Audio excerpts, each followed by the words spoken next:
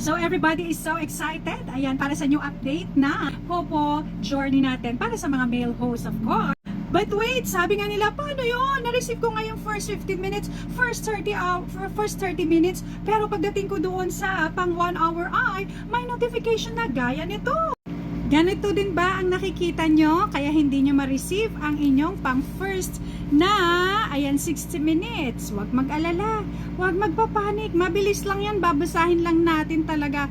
Please bind Facebook to continue. Oh my G, yan lang yun na kinakabahan na kayo agad-agad. Nagpapanik kayo agad. Ibig sabihin lang po niyan ay ibabind lang siya. I-connect lamang po sa ating Facebook yan. Kaya make sure ang inyong account ay ayan na connect na agad-agad sa Facebook. Kaya para sa mga ayan gumagamit dyan ng ayan ng bonggang-bonggang-bongga na mga dami account, naku, wag nyo na pong ulitin yan.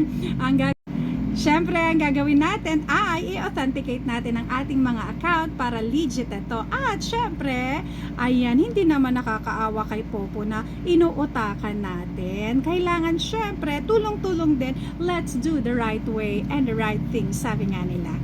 Kaya good luck, and if ever you have some questions, ayan, please don't forget to comment down below. Ayan, para mapag-usapan natin sa susunod natin ng mga videos. And of course, ayan, para mag-up din ang iyong mga videos, please don't forget to, ayan, click nyo po yan from bottom up para ang inyong din mga videos sa susunod ay, ayan, mabilis din po na mag-up. Kasi sabi nga nila, ayan, dyan po nakikita ni Popo, ni TikTok, I mean, na ikaw ay hindi booth at ikaw po ay totoong human being. Kaya para sa iyan, ang pag-click dyan from bottom to up para ang iyong account ay ayan visible sa lahat.